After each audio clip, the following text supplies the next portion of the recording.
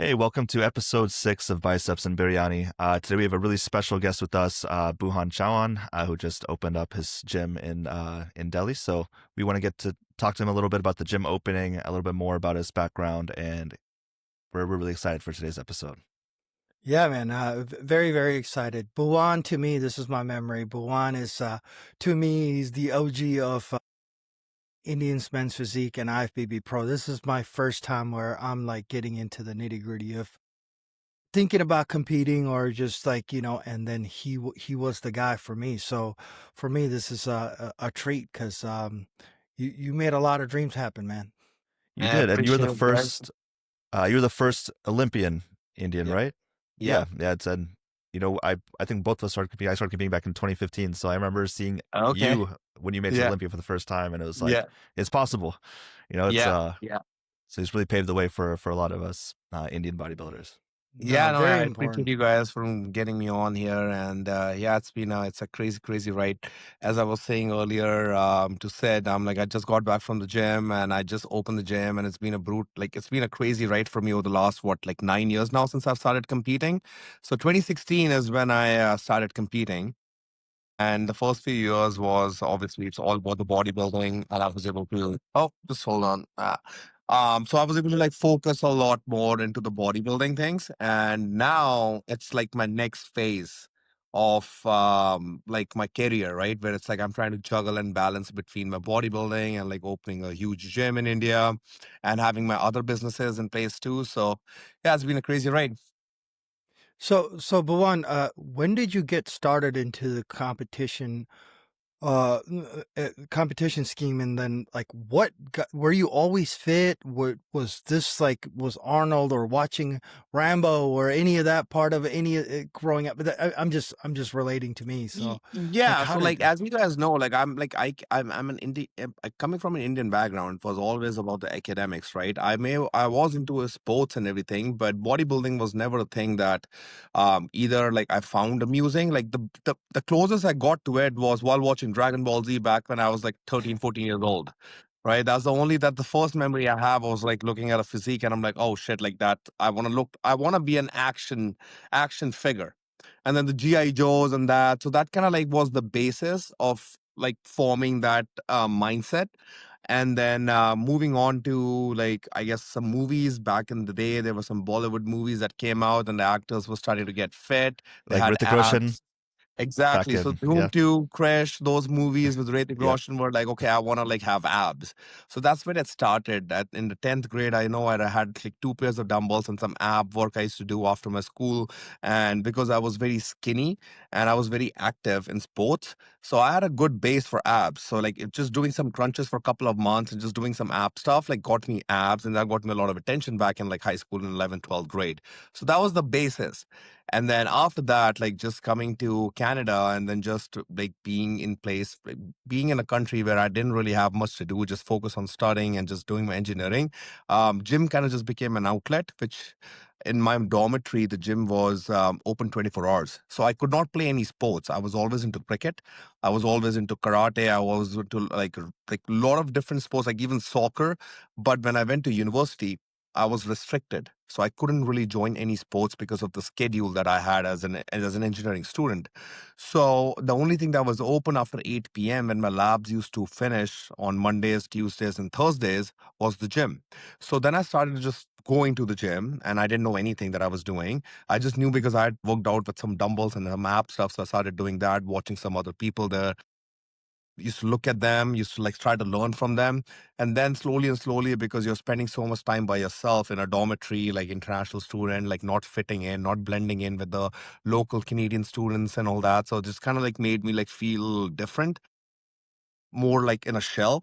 So I was not an introvert, but I kind of became an introvert because of feeling like I'm out of place. So then I started just spending all my free time on computer, like learning about working out. And back in the day, I don't know if you guys remember, like the only things that you could find on YouTube was Jeff Said, Jeff Z's, Side, CT Fletcher. and also there was like Greg Plitt. Those were the big ones. So the first step for me to get into bodybuilding was I got obsessed with Z's, and I liked his physique and I liked his journey, skinny, ectomorph, very much into academics, also from a brown background, and having a great physique, was the first person. Then within a couple months, I kind of went from Z's to into Greg Plitt, who was more hardcore, military style. So that kind of like became my style of training. So my style of training in the beginning days was train twice a day, high volume, just abs, a lot of volume, and just get shredded. So that's where it all started. And I just kept doing that for the next 4 or 5 years. And then Men's Physique came out in 2013, 2014, I believe. And then slowly and slowly, I started looking at Jeff Said, and then Jeff Said and Steve Cook Steve started Cook. Yep. competing in Men's Physique. So then I got into like, what is Men's Physique? And slowly, the next thing you know, I graduated from engineering. I didn't have much to do, started making some money. So I'm like, what's next? Now I have a physique, I have a base, but what next do I need to do? So just for fun, I started competing because Did you have a I was, coach? yeah. So my first coach was actually Omar. So I signed up with him like 4 or 5 months before my show, because I didn't know anything about like competing. But my main goal for competing was that, hey, I'll just get shredded like I always do, but I'll do a show, and then the weekend after, I'm just gonna go to a music festival, EDC. So I just wanted to get rid EDC. But who knew that? I mean, I did work hard, I trained hard, but I was like natural at the time. And I knew that the show that I was going at was obviously like hundreds of people back then. Like there were like many, very less shows. And I won that. And then I was convinced by the judges to do provincials. And they told me that I have the shape and like all these different terms that I don't know much about, that I should be doing this. And then again, Omar didn't know that back then. I didn't know that I was going to do another show. So I went to EDC the week after. And then the week after, I competed at the provincials amongst like 150 guys and won overalls in that too. So that was like I guess the first time that I started thinking in my head, oh, maybe I can be amongst those guys like Jeremy Bundia and Sadiq, and I can step on the stage where I see them. So that's when it all started. And then within a year, the next year, I was like, okay, I'll try for a pro card. And the next year, I turned pro. And Oh wow. what show So was that? yeah, what show? So that was Canadian Nationals I did the next year. And then Canadian Nationals, I got second. 2 months after Canadian Nationals, I did Ben Weider Legacy Cup. And the Ben Weider, I turned pro. Oh, okay. And was So that Yeah. a the Ben natural show? Weeders, yeah, was it a natural No, back that was then, not a or it national wasn't, right? show. Oh, No, okay. no, Yeah. no. That back then, Ben Weider was not a national show. It's actually funny because 2017, Ben Weider was the last show before IFBB split into IFBB International and IFBB Professional. So I had a choice. They gave me a choice that, hey, Wow. which pro card do you want? Do you want the elite IFBB pro card, or do you want the IFBB professional? So I took the professional one because I only cared about the Olympia. I didn't really Yeah. care about the money. So Yeah. yeah, Yeah, that's how it all started. 2017 is when they split and they became two different organizations. So now I'm just going back to 2017 or even 2015 where you're just thriving, your education's settled, you got a good job. Yeah. Now bodybuilding is kind of your second career, Yeah. or starting to come that. What was your parents' thought process? So did you have any resistance from them? So yeah, like coming from an Indian background, it was always about just like, being academically, like you're going to Canada for as an international student on scholarships, you have to maintain the scholarships, you have to get a job. All this pressure is there. And then, yeah, of course, from the society, it's like, hey, you get respect only if you're an engineer or a doctor. You don't get respect if you're a bodybuilder. Yeah. So it was a little tough in the beginning because, but then I had made kind of like a deal, like they trusted me. Like they always kind of trust, like even coming to Canada was my decision, and they supported that because that kind of gave them assurance that I'll be able to make it. But when I was an engineer, I kind of like just dreading the job. I loved school, I'm not gonna lie. I love university because I was juggling so many different things: jobs, part-time jobs, scholarships, bodybuilding. I love that. But when I got into corporate, I just kind of felt a little bit out of place, where I felt like I'm working so hard on like having so many passions, so many things, but I see other people and I'm not able to like gel with them because they are so much like a single lane, like a corporate, like just exactly what corporate people are, right? And I Mhm. felt like I'm out of place, like I don't belong there. So Yeah. that's where the first thing started happening. I'm like, hey, like I have my passions outside of that 9 to 5, and I love that. But then they don't like that, and they just want to be in the corporate and go drinking after and do all of that Mm. stuff. So Damn. that's when I started talking and sharing that with my parents. I'm like, I don't really think like this is for me because I can't spend 30 years like doing the same thing that I'm going twice a day, doing my cardio, because that was at that point wasn't even about competing. It was just about the lifestyle. Mhm. So yeah, so then I was like, okay, I need to get out of it. So I started competing and just somehow just was able to convince them that, hey, just give me 2 years. And I want to see if I can become, if I can just make this as a profession. Did you? And Okay. At what point did you decide to leave engineering and go full time into bodybuilding? that was after my pro card. So after my, Okay, actually so in it was up, 2017. yeah, like even after, it was in 2018, a year after my pro card, because when I got my pro card, I got it pretty early, within a year. So Mhm. then I was like, okay, if I can get my pro card so early, I definitely have it in me. And that's when I was like working 9 hours a day. Mhm. So what if I live a life where all these other, some of these influencers were doing it? I'm like, if I devote my entire time to this, obviously I can like, be as good, if not better than them. So that's when I was able to convince them like, hey, I just want 2 years. So I made a deal with my parents and I made a deal with myself that, hey, like I have enough savings for 2 years to get by not making any single money. And if I don't get by, I'll have an empty bank account and I'll just go and go either get back to engineering or go do my MBA, That's so which I awesome, didn't have. man. What was that first deal or that first sponsorship that you got where you were like, oh shit, it's happening So my and it's first possible? sponsorship was actually right after my first show.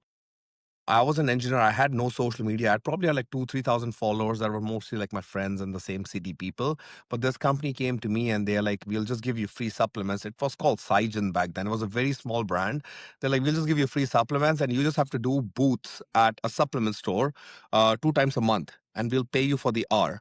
So for me, I was like, I was not doing that for the money because I was already making money as an engineer at that time. But the idea of making even $100 from supplement company to me was a fascination that I was like fascinated about since I was 2011, 2012, looking at Jeff Said and Matt Ogus and all these guys getting paid to travel the world. So that thought, I was like, yeah, I'll do it. So I used to do it every Saturday, Sunday. And I used to work Monday to Friday as an engineer, making way more money than what they were giving me. But the thought that, hey, it's a supplement brand. Yeah, making Yeah. something from bodybuilding, that Exactly. Making passion, even like right? 100, $200. Like it was like, I think it was the deal. It was like $25 an hour. You'd work like 4 hours a week and you get like $100. I'm like, yeah, I'll take that. So it was more so about the experience than just the money. It's just a dream Yeah. come true Yeah. kind of deal. Yeah. And then just slowly and slowly just helped me just take it one like even ahead, like that became like, then I went to another company and they started paying me like more for like each booth and more supplements per month. And then eventually I got into like a brand like Jack Factory actually was my first sponsors in 2018, like right after my pro card. 2017 actually. So 2017 I got sponsored by Jack Factory, which was a new brand who was the owner was friends with another engineering friend of mine, and he was starting with 2 products and they wanted somebody to just use them. And I was like, yeah, I'll use it because I was working as an engineer. I don't need the money. Mhm. So, and then the company grew. They started paying me $400 a month. That was my first thing. And I'm still with them 9 years later. And the Oh company wow, is now one of the biggest companies in the US with Company like that six is, yeah. different brands under them. And I kind of grew with them. That's that's awesome, man. amazing. Oh So my. was that the main way you were monetizing on being a bodybuilder? Like, was through sponsorships with them, No, or were you the also coaching and doing other things too? coaching was my main way, and I was not coaching publicly because I didn't have an Instagram. I barely had anything there. I was actually coaching all my coworkers. Oh, wow. So my entire office, I was Mhm. coaching like probably like 20 people in my own company. And they have money because you're getting paid the Yeah, same. of course. They don't care. I mean, we had a corporate plan. They used to just pay me off of corporate plan. Oh, that's So awesome. like, like you get like a $5,000 per year, like a health and wellness program. So Uh-huh. they used to just ask me to give them a bill. Like I didn't even have a registered. I was just a sole proprietor at that time. I was like, okay, I'll just Yeah. give you like an invoice. They used to give to my same company I work for as an engineer, and then I'm just getting like all these clients, and that's how it all started. Oh man. So let's switch the topic a little bit. So here you are, 2018. You're competing. You're a pro. Things are going well for you. Olympia's coming up. When did this idea of, hey, career 3 needs to come into play, which is being an owner, being a business owner or a gym owner come into play? So I think it was just like I just always had a hyperactive mind. I just couldn't live the bodybuilding lifestyle. Like I love living the bodybuilding lifestyle as in like my diet and training have to be 1000% perfect. But between my meal one and two and three and five and six, I had this time to kill. And that time I was always using doing something to utilize it. The first thing that started, like the first business I would say was like to make me enough money was like day trading. Because COVID had hit in 2020, right? So before that, yeah, I got a couple scholarship sponsorships, was making like maybe like a grand or like a $1,500 a month of that, couple coaching clients. But the majority when the COVID hit is all of that is gone. So you have to find new ways to make money, especially when you don't have a job.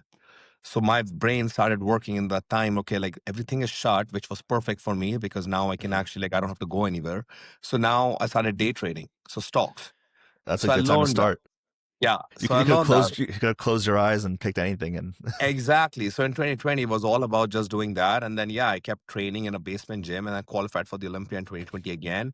So even though it was a COVID year, for me, it didn't affect me negatively because my social media kept increasing because I qualified again in a year which was already difficult, which was a COVID year. In for show. So I competed at the Olympia in 2020. So it kept increasing. I kept making content, and I was also day trading on the side. So that was like the first two businesses like that started happening. And then 2021, I was like, okay, like I have a good social media, I have a good hype around me. Let's just build an app. So then the next part came as like I started working on my coaching app. Sponsorships were increasing, more sponsors were coming, but I also wanted to have some of a safety backdrop. So I'm working on a coaching app, which is automating everything and just making it affordable, like a $10 plan or like a $15 plan a month.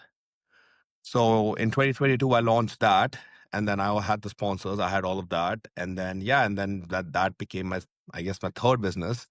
And after that, I started like I was again still day trading, so that was all those businesses were doing well.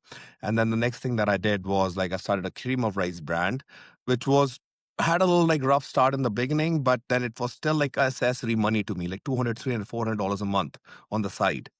But the coaching app was doing really well because it was targeting students. And all of these things were going on the side. Sponsorships were increasing. My coaching was doing really well. At one point of time, I had a lot of like competitors in my city and province that I was living in, Alberta, Calgary.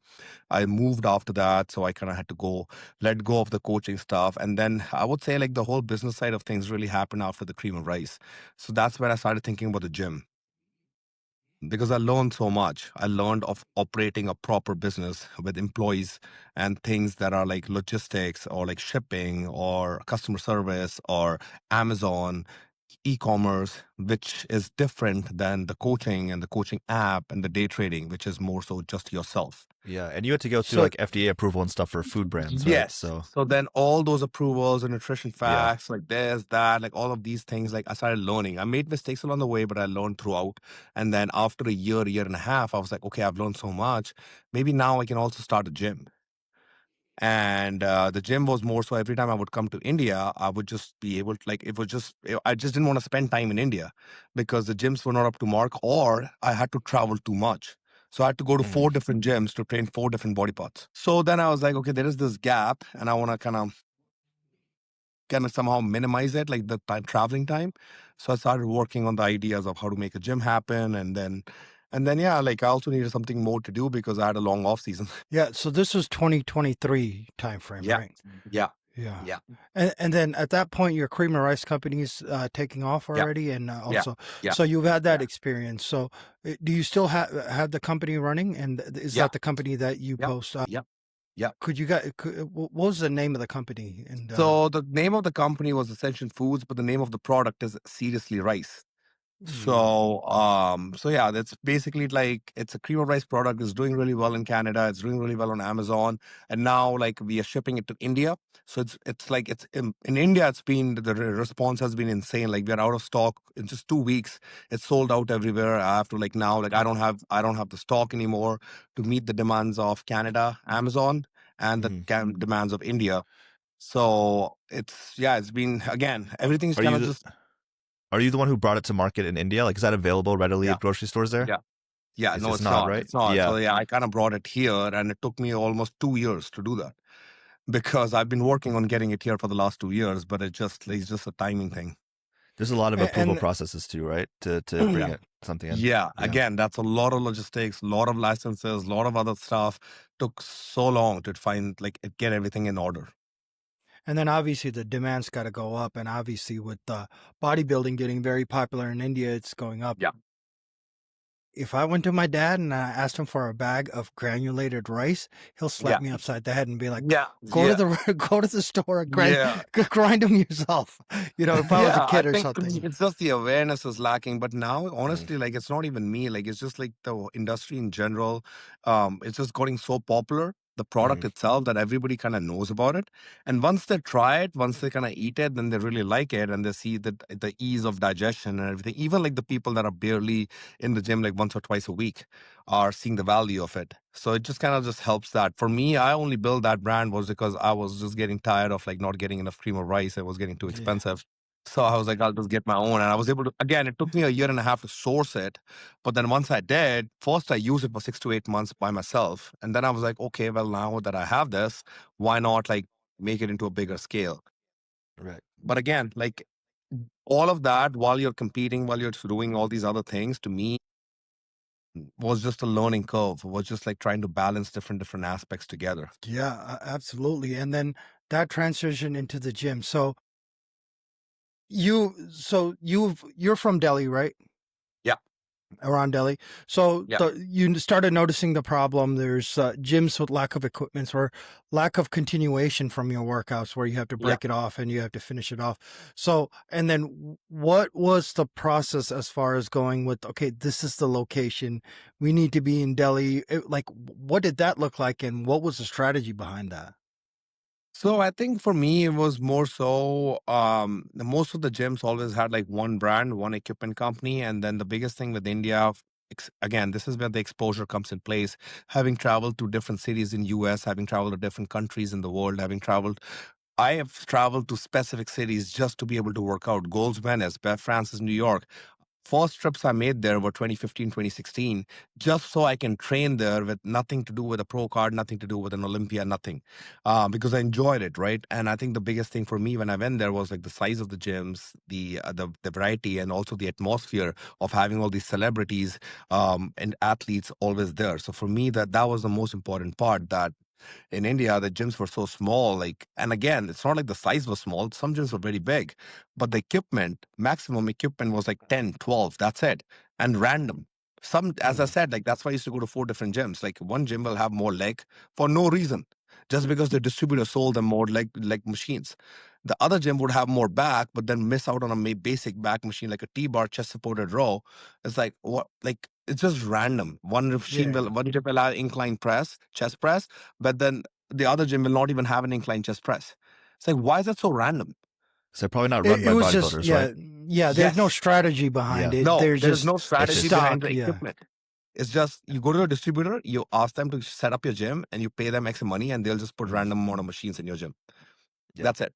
So I was like, okay, somebody has to change this. Somebody has to but nobody could do that because the athletes that know about the machines, even the local Indian brand machines, they don't have the resources to put all these machines together. And then the ones there are very few athletes, I would say, such as myself, who has had the exposure of training with different machines, understanding what is the biomechanics of each machine, what is the difference between each brand, and the importance of them, importance of having machines at your gym. So I kind of just okay, I'll just put together a gym. I'll find a space that I just had a vision that what I want the gym to look like for myself. Mhm. So where I can feel energetic, where I can feel that I can have the best prep, where I can feel I can have the best Olympia preps instead of always having a difficulty finding gyms. Because in 2022, I started spending more time in India because I had my family here. I was also I was able to make money. So I had more freedom to travel and I had sponsors in India. So that is where things started happening. I need a good training facility. I need to do something for the Indian people here as well because they're missing out on a good facility. So the whole point was hey, let's just build something to give back to people that other gym owners can learn from, because the exposure that I have is Mm. because I have traveled for the last 5 years to like hundreds of gyms, and I learned from each gym what makes them different, what makes them good, what I like about it. So if I can bring everything that I've learned into one gym, every gym owner in India can learn from my gym and try to replicate that. Yeah, your And together, success is gonna. Yeah, industry elevate the grows. culture. Yeah. Yeah, no, absolutely. That's exactly what happens, right? So you have something that's successful and something that's very much working financially, income Yes, wise, and comfort wise, yes, strategy wise. People are going to try yes, to emulate that. I mean that's so true. I grew up right next to Beth's gym my entire life. yeah, So literally down the block from me, yeah, Stevens, in New York.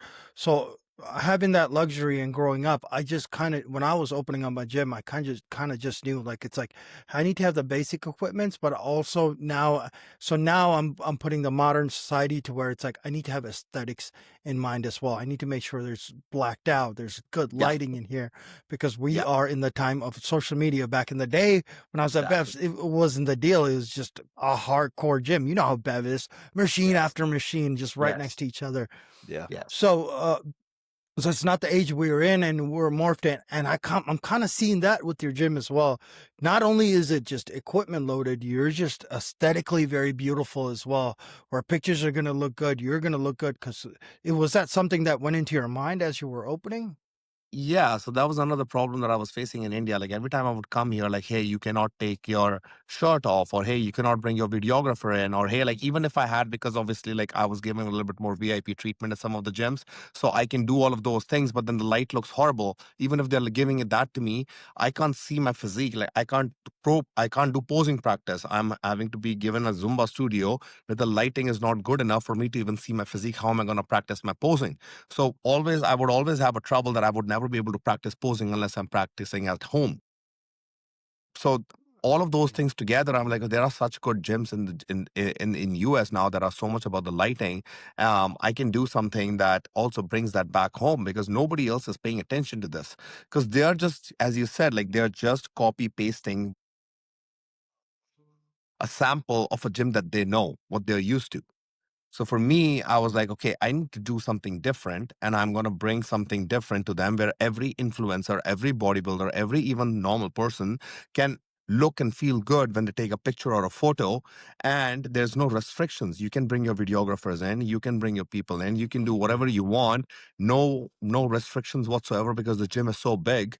One person recording does not affect the second person. Oh man, That's a really this is beautiful posing room. Yeah, I beautiful wanted to to pull see. up the gym website so people could see what it looks like. Yeah, I yeah, mean, it's an absolutely beautiful gym. Um, Well thought out of, just very beautiful. Hey, I something stood out for me, and I don't want to skip it. yeah, I see that is a women's only section. Could you yeah. explain that? And for from U.S. listeners, this might be a crazy idea, but I'm Indian, and I know what that is and how important that is. So I kind of want you to kind of explain on what the thought was and why that's important. So women only section for me was important because, like, again, I've got used to that concept in a lot of gyms in Canada and US, and that is the thing that is not there in India. And I would always see and get women complaining in India. I would just also notice it that when a woman is working out, all the men are staring at her. Sometimes it's good. Some women want the attention, and that's okay, but some women are not comfortable with the attention, right? So I'm like, they should have a choice. They should have a choice whether they are comfortable with it or not. If they're not comfortable with it, we should create an environment where they are. So I was like, okay, I've seen this concept in US and Canada. It makes sense to me, but nobody's doing that in India because they don't have the space. So I made sure that the gym is big enough that I can dedicate like up to 800, 900 square feet, even 1,000. I think it's about 1,050 square feet area, 1,050 square feet area that I can dedicate to a woman only section. So they have a choice that they can train there, or they can train at the main floor gym. Oh, And that was beautiful. like the idea behind that. Yeah, and then plus, and also, I mean, this is a great idea everywhere, I believe, because when you're starting off something, you're constantly feeling like you're getting judged, right? Yeah. Especially when Yeah. you're when you're around people that are extremely fit. Like, this happened Yes. to me when I was a kid. When there were bigger guys around me, Yeah. I kind of go to the corner and work out. But Yeah. having that corner is important because it's not like I quit. I went to the corner, worked my ass off to eventually where I felt confident to come back to the main floor. Even something like that just to have that option, that's just amazing, man. That's just Yeah. super amazing to have. Yes, especially to have that in India, I think is really good to pave the way in that way too. Yeah. Um, You don't yeah, and see I that a saw. lot in India, right? Like No, I population don't think wise. this. I think this is the first in India. So this is definitely the first time in India that something like this has happened. Yeah, and you also, this is probably one of the first in India too to have a posing room like this. Yeah, yeah, absolutely. A It's a dedicated beautiful this posing room. size of a posing room. Yeah, definitely especially at a like a luxury gym. Yeah, no, that has not happened. Yeah, and I saw some of the pictures you posted from there. I think it was with you and Amit. And the Yes. picture, the lighting in there is so good. Yeah. Everyone, Yeah. makes everyone Now look I really made good in there sure the too. lighting is perfect. Like the lighting could not have got any better. Yeah, I mean that's the good thing about going to a gym where somebody where the Yeah. owner is in need of everything that's in there. So because Yeah. then you calibrate everything according to what most people in the industry is kind of thinking of, Exactly. and that's amazing. I mean, So, I remember setting up lighting on my gym, and I have an angle mirror for my back shot as I'm Yeah. posing. And I Yeah. was like, whoa, the lighting's coming from the top, like really Yeah. not hitting it. I got to try to see if I can bring it from the bottom so I can Yeah. capture the picture or see it better. And yeah. I understand that thought process. Yeah, like the temperature settings of the light, or like where the placing is, where the shadows look, how you look in the mirror, how you look in just a selfie front camera when you're posing, everything had to be like accounted for. So how did you figure that out? Just a lot of trial and error, and also because I've trained at so many different gyms, I know which gym I like that from, and what Mhm. I liked, and what I can like change. And then, of course, when we were like putting the lights in, like just playing around with it, it had to change a lot of times. Like a lot of the times, I had to change the placings. What gym was like your biggest inspiration that you visited that you're like, wow, this is like a beautiful gym. I want mine to have this kind I of think the energy. one of the, I mean, the gym that I used to train at, like at Toronto, like the Pure Muscle and Pure. Fitness, That's one of my and favorites too. Roman Empire. Yeah, so there are two gyms that I have visited and that I really like. Pure is my home gym. Like I'm friends with Dorian. Like Dorian is the one who owns it. Trained there for 2 years. I know what I liked, what I didn't like. And then also Roman Empire gym in Leak City, Texas. That is also a great gym. There are some of the areas that I really like there. And I'm like, okay, like I can just maybe combine the best elements but also have my own touch to it, like having a mezzanine. Like the mezzanine isn't there at pure muscle and fitness, nor is it there in the Roman Empire. But that's Mhm. a concept I just like. Like that's a concept that I've seen like some other gyms, like random gyms, but I just really liked. So just added my touch to it, like, hey, the cardio section should be upstairs because I like it. Mhm. The abs should be upstairs by the cardio because I think abs go with cardio, not with the Mhm. weights.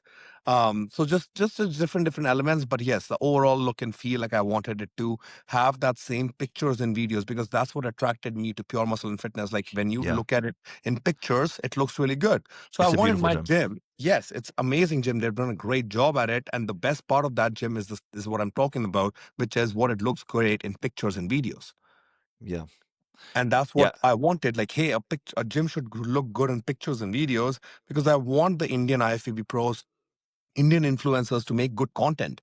But right now, they're very much restricted with the kind of content they make because the lighting in the gyms and the colors in the gym just kind of distort the entire Mhm. physiques and just the look. Yeah. And is there a big enough like are all the IFBB pros that are like is Delhi a good central area? Like is that typically where that community Yeah, is? it's a very good area. Delhi is very big though, so it's huge, like Houston. But the area that this gym is at, it's like a very up and coming. Like it's a new area. It's like Trump Towers are here. It's like a very like posh. It's like a downtown of Gurgaon, like the Delhi Mhm. of this area. So it's very niche, very luxury, very rich. Like a lot of gyms. 9 gyms are in this area of 1 kilometer, and I still opened it because I was like, I don't care about them because I know that I'm building a product that is Mhm. going to destroy them. Yeah, yeah. So it's just a very popular area for like working out for malls and everything. There's all the 8, 9 gyms that you can think of. The best gyms are in this area. Got it. And Are then these new is concepts too? Sorry, Sid. So like are there a lot of gyms in India that have like the recovery room and the Zumba spinning studio and They do have those like Zumba studio, and then the recovery room is a new concept they've used, but then the quality of it is just like they'll put an inflatable tub and call it cold plunge. So yeah. for me, like I had to import the tubs and I had to make sure that it's a Canadian hemlock wood outside, and like it's just interior stainless steel, and like just the cold tub actually looks like a proper, like a professional cold plunge, not like an inflatable tub, and then you're just calling it a recovery zone. Yeah. And I just want to also highlight one more thing while we're still on the subject. For a gym nerd like me, I remember you mentioning these equipments you got. You got the Nutex, I think you got Panada, you got the Tenturi, Yeah, Jim so I Lecco. basically, I'll just get my chart while I'm talking to you. But so I got 16 brands, and all the brands that I feel like are my favorite, Oh, and my favorite brands of each machine, because I basically was able to try every machine that I can think of over the years. And there were like few machines that always stood out to me. So I got like, let's say like a lateral raise of New Tech, because I think it's the best lateral raise on the market. But then I also got like a Panada dip machine, because I think Panada makes a great dip machine. So just different, it was very important to me to have like different brands. And even though I'm a brand ambassador of Viva Fitness, which is an Indian brand, and Tunturi, which is their sister brand for it's from Scandinavia, but it's a sister brand of Viva. I wanted to make sure that I can still bring in other brand, like other machines. Got it. And then how hard was it for you to track these down? Because some of these equipments are very hard to get a hold of. They were hard. Like I started, when was that? I think this was after 2023 Olympia. I think around November of 2023, I started placing orders. November. Oh, wow. makes sense, So man. 2 years. Makes sense. So yeah, Yeah, it some of the takes forever. machines were placed in November of 2023. Then some of them were like 2024, like like May, June, March, even. New Tech was in December 2023. So yeah, no, they took their time.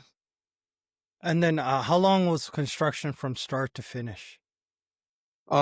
Construction was about 9 months. Okay.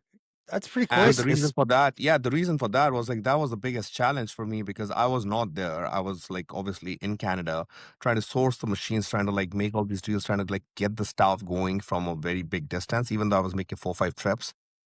And I was competing, I was trying to do my off season, I was trying to try to start my prep. But this area, it was very important to me to build a gym that looks and feels like US, Mm. Yeah, you not weren't India. compromising. Yeah. So it took me almost 9 months to find the space, because I Oh, went to gotcha. every time I would come to India, I would spend like days upon days just roaming around different areas to find the space and it was very difficult because of the laws, the rules, the restrictions. Because in India, having a ceiling of 20 feet is next to impossible unless you open a warehouse. And in India, you already know it's not like the US. It's not like you can just open in the middle of nowhere and people will come and travel to it. Yeah. Yeah. Traffic and everything, people want close. People want within 20 minutes. People don't travel. Yeah. Or a gym, they don't. Yeah, Yeah, just So getting it's that that was a super amount of very, important. yeah, it's like it's different in US. Like I see in like even myself, like I've traveled like 45, 50 minutes for gyms to just work out. It's a normal thing. Yeah. But it was not a concept. So the finding a spot was difficult. But then finally when I found the spot, it was a food court of a mall. So we had to break it down. Everything, ceiling, walls, food courts, shops, gas pipes, electrical pipes, fire pipes, like you name, you call it. Like it was a real mall, like as if you go to a mall, like you can go to any mall like in US, Mhm. right? Now imagine Yeah. going to a mall and converting the second floor of that mall, breaking it all down while the mall is operating. People are there and shopping everywhere on the ground floor and the second floor. But then you're taking the first floor away and you're like completely demolishing it, and then Oh. constructing it from step one, which is laying out the electrical wires, then the pipelines, then the plumbing, then the AC, building the pillars, building the walls, Wow. while Yeah. everything is going around you, while like there is a restaurant next to you or cinema theater above you. So is it And still did in a you mall It is. or? Oh, okay. Well, Yeah. that's good. That can increase a lot of foot traffic there too, so people see it. Yeah, yeah, no, it is because, and honestly, the mall people are actually happy now, all the shopkeepers, because the gym has now become the main point of attraction. Hmm. Yeah, people are just coming just to even I'm sure people just to come there not to even work out, just to even step into something that has never happened or never been in or something with that size and that aesthetic and that So kind of one of the standard. best, I mean, every person that has walked into there, especially like all the important people, like the athletes or the IFBB pros or business owners, one thing, everything that they immediately say is what I said earlier was my goal was like they say that it feels like this is not India. The moment they step in, they feel like it's not even India. It doesn't That's awesome. feel, look, or anything remotely close to like as soon as you take a step in, it's like now you've entered the gym in US. Yeah, And that was that's like why I needed that kind of space and why all that time and money and like all that construction had to happen. Because people look at the interiors and like, oh, they're used to like a lot more money going into interiors because it's all about the show and the look. But this is far more than 10 times than a normal gym's interior cost because of everything that had to go in it. Because when you yeah. get an empty shell, like empty place, you have to do nothing. You just Hmm. paint, put Mhm. an AC in, and then you're ready to go. And but You was don't that the put only electrical option? wiring, you don't Yeah. buy copper wires, put Yeah. plastic thing on the top, and then put from ground all the way to the ceiling, all the way across a area to put wiring. That's the mall owner's job. What's the square footage? It's It's actually 30,000, right? Wow. 38,850 total square footage. Whoa. But we have right Goodness. now only built the gym in a 30,800 square feet area. Like there's 8,000 square feet space still left that I haven't built anything in there yet. Which, there's like offices, Pilates studio, an MMA ring. I'm thinking of making like a UFC MMA ring, Pilates, and then some offices. Yeah, so this is not the final product, even though No, no, that's not done. No, it's it's not good. done yet. There's like a whole 8,000 square feet area that I've loved and touched. So is that pretty Wow. much the only option to get that kind of square footage in India was to like go inside of a mall or something that's already established like Yeah. that with the rules Yeah, there? or you can just go to a very cheap area because this is a central area. It's a mall. It's a Yeah, central area. Or you can go to a like remote area, like a little bit farther away. But then you will not get the luxury crowd, people that right. spend money. So then Yeah, what's the point? Then you're just building a gym for yourself. It's never gonna be like you're just never gonna have enough people. that's true. Yeah, business So wise, you India got is to just keep very driving different. that. Like that's the thing. Like I had to learn this myself. Like of course I was born and brought up here. I spend a lot of time here, but opening a gym in India has really like changed and brought a lot of challenges and like taught me so much that I didn't know. Like it's just so different than US and Canada. Yeah, I say that, but it's catching up though. I mean, thanks to people like you, it's catching up. Like the fitness is being prioritized a little bit more. Because back in the day, I swear, man, I think my grandparents only walked after a doctor's testing. They're like, your cholesterol's Yeah. high, and they're like, Yeah. oh, we Yeah. got to start walking. All of a sudden, but Yeah. I think I'm seeing a lot less of that now. I got a lot of family in India as well, all over, and now they're like working out, they're walking, or whatever the case may be. But it's not forced; it's by choice. So India is changing, and I really, I mean, I really think you have a big part to do with that as well. So That was the goal behind it. Like that's why I kept calling this gym as the new standard because I really the goal was for me beautiful. to build a new standard because I was just so sick and tired of like the same concept for the last 2 decades. Like from the day that I started going to a gym in India to the day that it is today, nothing has changed. The gyms are the exact same. Sure, like they may be a little bit bigger, a little bit more like facilities, like a so-called recovery zone or so-called this, or like they'll have like Cybex or like they'll have like Precor in their gyms. But then what Precor are you getting? Precor has like 400 machines. You're getting like Yeah, the machines that don't even matter, Yeah. like the machines that I wouldn't even use, like yeah, don't even feel good. Even within Precor, like hammer strength, there is like 400 machines. So yeah, I was really tired and I was like, okay, all I really have to do is show people something like this because I got exposed to this. You have been exposed to this. Sai has been exposed to this. Mhm. You guys have seen the gyms. You've gone to different gyms, Bev Francis, Goals, like, Alpha Land, all these. But these people don't know. And nor do the gym owners know.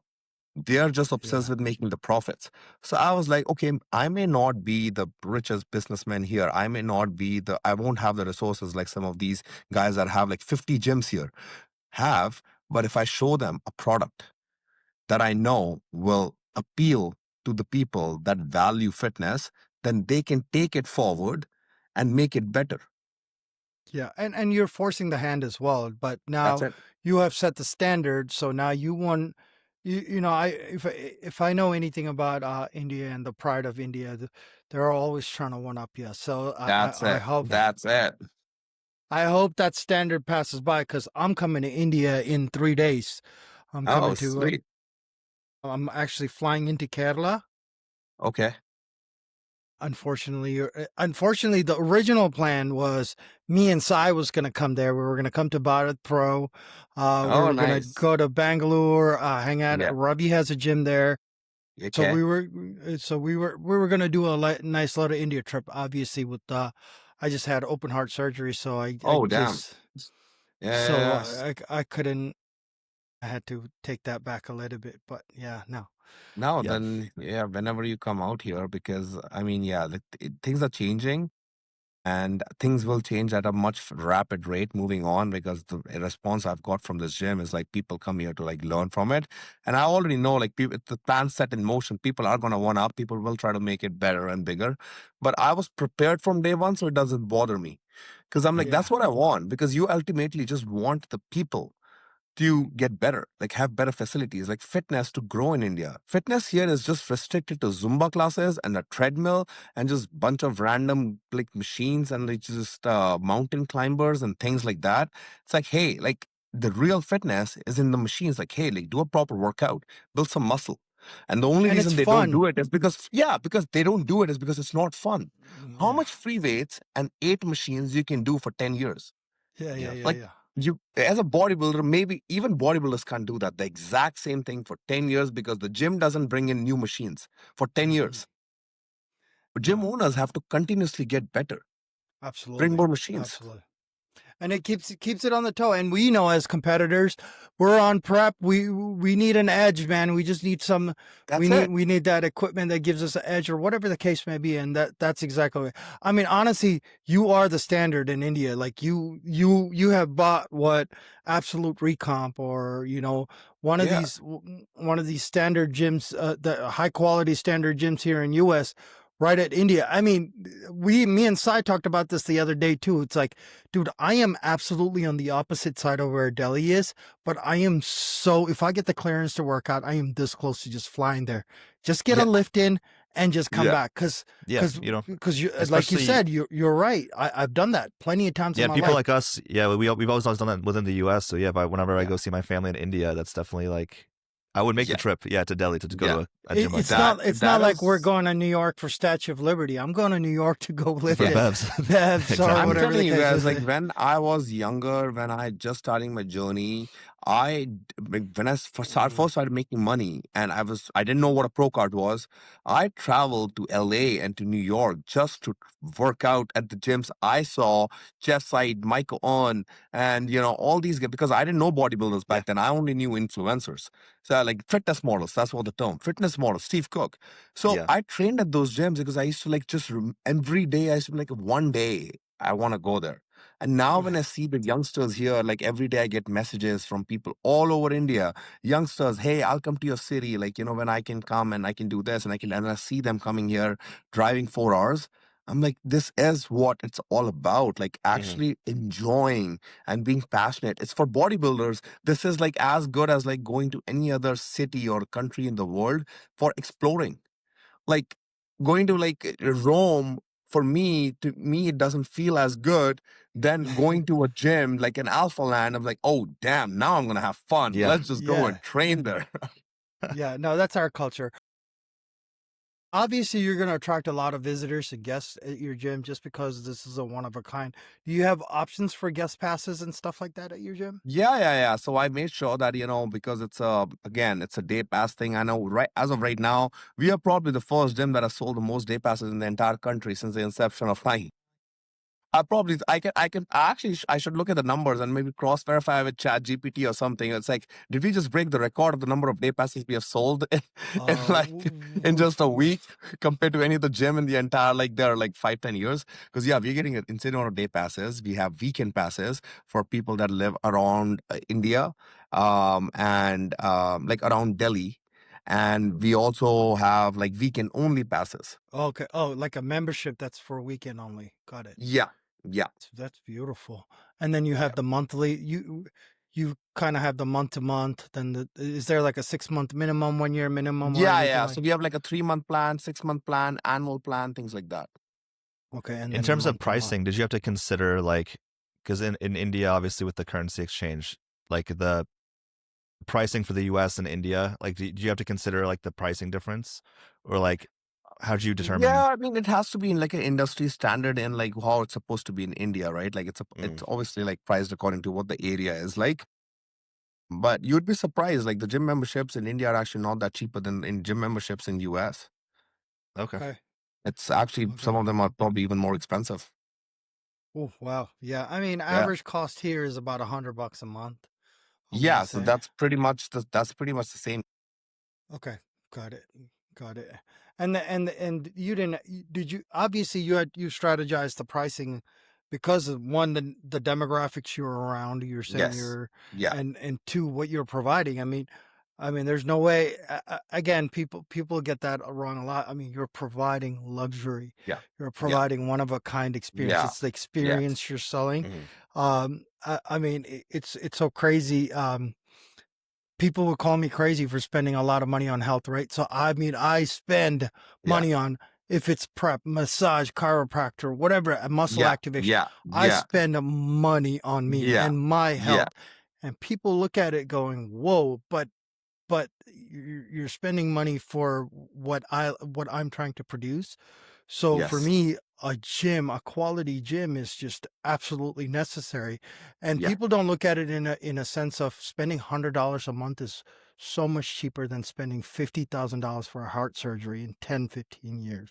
Exactly. And you get that luxury. So So that's it's, just something that's going to take a little bit of a time in India because, like, again, like it's a new concept that they're getting used to right now.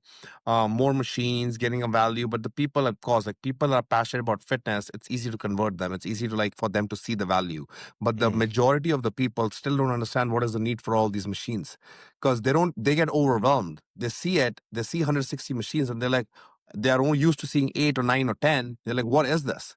How am I going to work out? So they are just like, it's going to just take some time for them to get used to it, to learn to use them. But I know like once they try to use them, once they get used to like feeling the muscles that they've never felt, it is going to become like, now I need this. Now I can't go back to the other gyms. yeah, maybe if you have like trainers at your gym releasing Yeah. tutorial videos Yeah. Yeah. of Yeah. what everything is like. Yeah. Yeah. Yeah. See, the people that are passionate about fitness, they are easy. The people that have never Yeah, seen a they're gym not. like this, the people that have never worked out, people that are used to just going to Zumba classes and training for like 30 minutes, like just doing functional training. Yeah, those people will need some time to get like, oh, yeah, this is worth the money. Yeah, and I think Yeah. that's always the challenge of being the first of something is like Yeah. educating and bringing Yes. people Yeah. into it. Especially in a country like India, because again, they're not used to this at all. It's Yeah. all foreign concept to them. I mean, if it's a $30,000 facility for tuition for a college Yeah. education, Yeah. See, that's another thing. They understand. Yeah. That they will definitely understand if you tell them like, hey, this much education will give you this much career. Sure, they will put all their money in. They will save for 20 years to send their kids to do that. Yeah. Yeah, nothing wrong with that by any means. Nothing But I'm wrong just with saying, that. No. No. But you need both. But You need Yeah. both. yes, you do. Exactly. Yeah. So I think but on one other thing we want to talk to you about is just like your year competing this year. Obviously, it was going to be more difficult opening the gym and doing that at the same time. So Yeah. I just want to talk a little bit about how you felt the season went, what your goals are, going forward. Is competing still a priority for you? Or are you trying to transition out, or Yeah, no. So for me, like this year was supposed to be a little bit different. Like the gym was supposed to open in June before I started getting on stage. So that way I would have had like a 15 to 20 day leeway, and then I would have like got into competing, and then I would have been able to focus July, August, September, October into 4 months of competing. But obviously, like I learned, and I was told this, but I had to learn obviously while going through it, that things don't always happen according to timelines when you're Mhm. opening a project this big and construction and things like that. So that got into July got into August. It's just like I was not prepared. Like when exactly will this be done? So obviously during the prep, like even when I'm in Canada or even when I was competing in US, like my mind and I'm like constantly on the phone. Mm. It was very different. I wouldn't say difficult, more so like very different to having my mind like split in two places, equally important. Yes, Um, absolutely. so it just made for a very difficult, like a challenging prep for me. And when I started peaking, like first two shows also didn't go according to how I wanted. I didn't peak according to how I wanted because it was a long off season. I was working with a new coach, and by the time we learned my body, I couldn't do any more shows because the gym needed it because the Mhm. things were not going according to how they were supposed to go, and they needed me. So the people here needed me to be here. So I had to make a decision, which I mean, yeah, of course, it was like bittersweet, but I'm glad I did that because now that everything is gone and I see the people, like I can see, like at least it added value to other people. So for me, it's still of utmost importance to go to the Olympia, like qualify, like like compete. And now that majority of the big thing is over with, in the next probably a month or two, I'll be able to completely like put my full focus on the prep and my off season of this year. My plan is to compete and like get better and like continue going to the Olympia. Especially now that I have a home base and a proper gym Yeah, of my. that's true. Yeah, absolutely, man. And I can agree with you more. So last year is when I opened my gym. July 2024 Mhm. was the year that I opened my gym, and I was on prep the entire time. But it was so crazy because I was overthinking everything. I'm like, okay, I'm doing two things at once. It's Yeah, like, so I'm like, am I doing it good enough? And some of these yeah, cardio sessions are just extremely hard. I just went flat. That's exactly yeah, I couldn't fill back up on the show. But this year, so the gym was open for about a year. Everything was yeah, smooth. I had my own gym, my own yeah, equipments that I brought yeah, in because I knew it yeah. worked for me. And best luck. I mean, obviously we're both Yes, working with yes, yes. Ariel. Yeah, yeah, So yeah. I So mean, it we just came in happens, right. and I So kind of like learn that like along the road, right? I kind of like accepted it. I'm like sometimes you just have to accept it. It's such a long sport. I've had great years in bodybuilding, and I've had not so good years, right? Maybe this was a year that was not so good for bodybuilding, but this was a great year for, as you said, Right. like accomplishing and like setting up an empire that is going to be like, it's a stage for the next few, like maybe even decades. Who knows exactly. that? Right. But the stage isn't going anywhere. And yeah, maybe it's not the best year, but there are so many years still left. Yeah, and I had the exact same year with Physique. So I launched Physique, which is a platform Yeah, for people to train with IFBB pros and things. And I yeah, was prepping. I launched it 6 weeks out yeah, of nationals, and then it was had to travel 2 weeks out, travel 1 week out to go to different shows. And this was my worst year competing, or compared to the last 2 years too. I just think even though you're doing everything right, just the stress and having that focus split, I think really can affect things. But like Bhuwan said, I think with everything like that, I think you suffered on one aspect, but you gained on another, that's Right. it. which kind of sets up a platform for the future. I really, Yes, to be honest with yes, you, will never worry about, oh shit, am I gonna have a good gym? I yes, have the gym of my yes, dreams. I yes, fucking build it. yes. There's two ways of going about it. Said like what I've learned in bodybuilding, and the reason I kind of wanted to do this now versus wait till I was retired is like there's two ways of going about it. One is like you devote your whole life to bodybuilding, and after the bodybuilding career, you start like trying to work around different businesses. And the other way is like while you're bodybuilding, you're trying to also balance that. Both have pros and cons. Both have Mhm. rates of failures. Both have rates of insane success. Some people have made a crazy amount of success. If you look at Ryan Terry, he was able to do this while he was prepping for all the shows, and he was able to build that. But there are some, not going to name them, but there's obviously some legends in the bodybuilding that tried to do that during the prep and failed miserably at both the business, and the competing side, right? But the same thing goes for if you wait till retirement. A lot of people try to do this after retirement. We know like a lot of the bodybuilders from the 90s era were not able to sustain themselves well because they Mm-hmm. didn't have anything for after retirement. Yeah. So it's just like choosing your, it's kind of like, okay, just choosing your path and like being okay with the risks that come with it. You have a gym now, Sid, and you can like, you know that for the next 10 years you're set. Even if bodybuilding doesn't go well one year, it can go great next year, but you at least have a gym. Same for me, like, maybe this year wasn't good, but maybe next year will be a lot better, and the year after, and the year after, and the year after. Right? At least you have a gym, you have a place to train at, you have machines that you want. And every time I come to India, I'll have a place. I'll never have to worry about going to 10 different places. And I also genuinely believe that when you're doing prep and you're really, really tired and you're really, really exhausted, and you think or you hear from other people like, hey, you changed my life. Hey, like, I love the gym you have built. Like, it enables me to train harder than I ever have. Hearing these things gives you that push that takes your physique to the next level. Because this year, I know I didn't get that. It was very difficult in the beginning months because I wasn't getting any of that, right? You're just building. Nobody knows what you're building. But now, moving forward for the rest of the 5, 7, 10 years, every day I will get that. Yeah, and not only And you that, get it already. And then you already get that. Every day you see these members come in, you talk to them, you talk to like different pros, like you talk, like every time there'll be a new, this is worth it. yeah, and not only that, Bhuwan, you're also leading from the front, right? This is your gym. This is my gym. Yeah. I'm going to Yeah. set the example. Yeah. There is Yeah. no time to slack. You're going. You're Yeah. So showing now, everybody that I'm it's the kind of boss. like, Yeah. okay, now this is done. Now it's all about I can focus on and like I can just get money. Yeah, it's hard. Like, one of the difficult things for me was like, of course, like being at the top, being at the guy that was always at the Olympia, doing a comeback here, taking a year off. There was a lot of high expectations that, okay, I took a year off and I'll show that it was worth it. But then again, two big goals at the same time. In a perfect world, I would have been qualified for the Olympia, placed top 15 at the Olympia, and had this gym built up by June. That's a perfect world. It doesn't exist, right? So it's you lose some, you gain some is how I look at it. And I'm like, okay, now next year, let's just focus on that. The year after, but as you said, the good thing is that I was able to lead this project as a front runner, and I know it's going to change India and all the gyms in India moving from this year onwards to the next 10 years. The fitness game and the gym industry, whether it's Hyderabad, whether it's Mumbai, whether it's Gurgaon, Delhi, it's changed now. It'll never be the same here anymore. People will want more machines.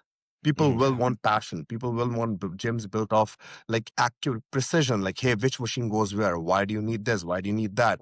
Posing room. More gyms will now build posing rooms, women only sections. So that's a good feeling. Yeah, that's a good feeling. And I think even with, setting the standard, even with pro it's like, even if competing in bodybuilding doesn't go the way you want and you never reach, you never, I don't know, get to top 10 of the Olympia or whatever you want to do. Yeah. This will create more of an impact on bodybuilding in the long term than you just being a good competitor.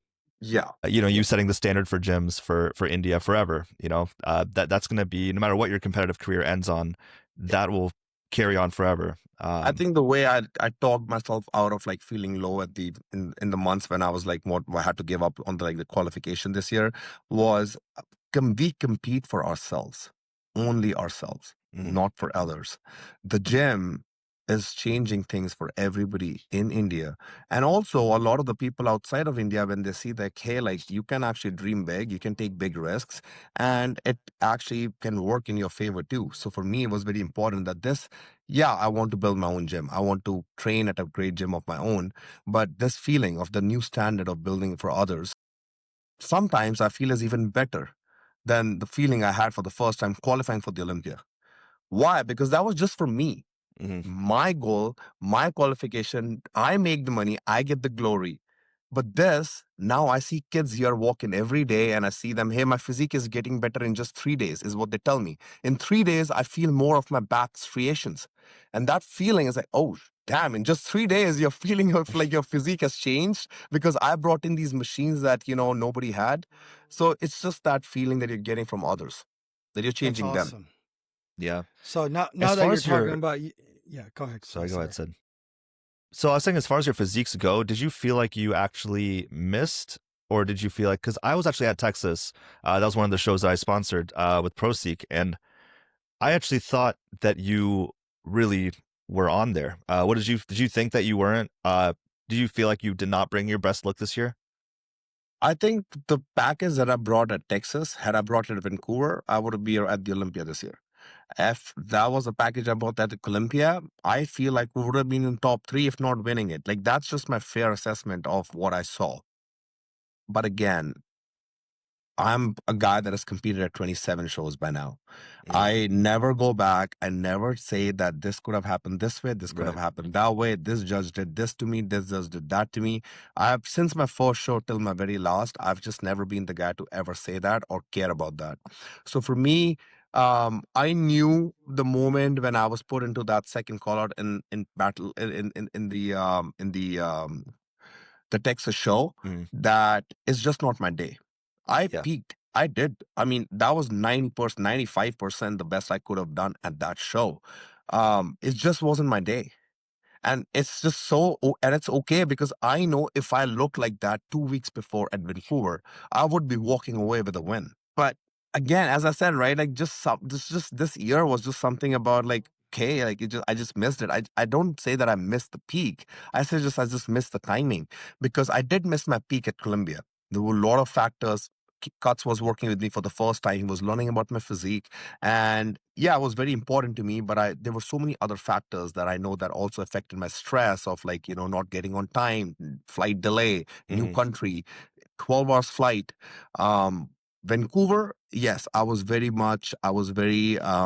disappointed in my prep, in my peak, and even like myself, but a lot more so like pressuring on cuts on that like aerial.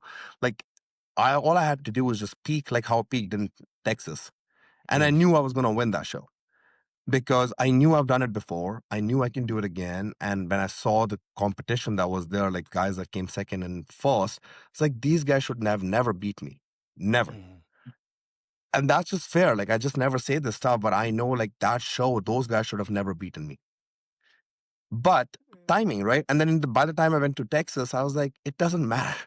It doesn't matter because I told Ariel, I'm like, all I really need you to do is pick me. I really don't care about the qualification because I told Ariel, I'm like, this is going to be the last one. I have to like go back to India. I have mhm. to pick up the things here. And if I qualify, great. I still need 3 weeks off. If I don't, then I'm still going there. I'm not competing anymore. Mhm. And even the Texas show I was not supposed to do because Vancouver was my last. And Vancouver, I gave my 110% like effort into my prep and everything. But then between Vancouver and Texas, it was just about proving that, not even proving. I told Ariel, I just want to show that I've put on the muscle that I promised myself that I can bring the improvements to stage. And that was like 7.5 pounds more stage weight than my 2023 Olympia package. Yeah, Yeah. and here I'm just gonna. So these are actually the pictures I took from the Yeah. audience. Oh, Um, sweet. yeah, and I was like that when you walked out, I was like, there's no way he's not going to be in that top couple conversation. So Yeah. I thought that was a Yeah. really good look. So it's also the three Indian guys in the show. Oh, yeah. Tan, Vuan, and Ravi were all there, and then I mean from the back, it's Dude, lights out. that was a The really good backstock. package. I thought Yeah, as I said, man, you I never. look at those pictures and I'm just like I hit my peak. I know that I should have placed ahead, but I have been competing at this game for so long. I'm like, you know what? It's It's just okay. bodybuilding sometimes. It is just bodybuilding. It's just a day because how can I like say that I should have deserved better when I have done some shows where I know other people were Yeah. saying that aloud that they should have placed better or they should have won and as a winner, or like let's say like even the shows where I come second and third, when I see people bitching and crying about it, athletes, pros, to me it's just like you're taking away from the people, like it's just their day. Just Yeah. accept it and move on. You're going to be competing for 10 more years. So I never felt like that. So even with this show, I was like, why am I going to try to take away from the 8 guys that placed ahead of me? Or the 7 guys that plays ahead of me, why should I take it away from them? Even like there was like another Indian, like Ravi. Mm. He is a newcomer. and he plays like one rank ahead of me, right? And everybody on social media was like, hey, like Bhuvan's time is done, like he's done, like this guy just placed ahead of him, this and that. And in my mind, I'm like, I can just sit and say so much and be like, no, I deserve better, I look better, it's just this and that. But I'm like, why should I take it away from him? No. Because I can put myself in his shoes. And why would I do that? Yeah. I'll come back next year and I'll just peak. And then when I get there, like when we get to the Olympia stage or when we do some other show, and if I beat him, then I'll just let the physique do the talking. And that's probably going to be my day then. Yeah, absolutely. especially with these recent shows, like you just see that like That's the it. judging is you never know what's gonna That's happen. it. You just That's never it. So know. that's why but that's why I never comment on these things, and that's why I never Mhm. care. Because I know if this was some other judge judging this show, I would have been in that top 3, top 4. I know that. Mhm. But what's the point of saying it? Right? Yeah, Because right. in our next show after that, I'll be again in the 8th or 9th position. Yeah, It's like if you've you're done it so many times. well, Yeah, if you're an athlete and you're competing, literally it changes nothing. It Nothing. changes Like nothing. I like to bring this up. Like the guy who won, Mehdi came second at the show. He was very close to Mhm. winning it, right? Yeah. Mehdi came first, second, first, second. One of the shows he came 8th or 9th. Are you kidding me right now? Like you're telling me that the guy that has come in 4 or 5 shows, first, second, is now 9th? And he's And it's not like consistent he too. looked bad. Yeah, It's like just the judge that day was some reason is like, oh no, you're gonna be 9th today. Kind of like yeah, Mora. and Mora came in sit-downs we're talking 13th about. Yeah, and yeah. Yeah. Yeah. Mora Morrow came in 13th at the 13th Olympia and then and last last place in a Exactly, Bohan. right? normal show. Like I look at Jason, he's a great friend of mine. He's with Ryan, and then I see Jason has competed in 4 or 5 shows. And one of the shows, he was just placed like 4th, and everybody was like, he's gonna win. He's gonna win. He came out. He looks like he's gonna win. They placed him 4th. What are you gonna do about it? Just Yeah, go do the next show. yeah, Yeah. Just go do the next show. I mean, as an athlete, that's what I'm saying. There's literally nothing that positive that comes out with it. Unless you use it as a fire where I'm like, oh, That's it. fuck. Like, I That's felt it. like I got robbed. I'm going to keep it to myself, but I'm going to just, obviously, I wasn't undeniable to where they could not just go, wow, like That's it. there's nothing better. That's it. So that's the But only men's way moving physique is forward. just such a subjective class. it Like over is. the years that I've competed now, I've kind of completely understood it. I'm like, it will never be something that, oh, one guy will just completely demolish everybody else because the shapes will be different. There's only 2 poses, 50%, Yeah, 50%. How much can you like break it down? If you had 8 Yeah. poses, oh, absolutely you can break it down. Yeah. And like, Yeah. how many poses you're gonna win? But this is just, and again, some shows they go for like more back. Some shows they go for more front. Even in the amateur shows, they do that. You guys yeah, coach a lot of the guys. I coach a lot of guys. I see this. One show, more back. Same like next weekend, the judges go for more front. I'm like, at least you can say 50-50 or say 60 yeah, 40. What are you Yeah. doing? Every time there's a different like percentage to the the yeah. 2 poses.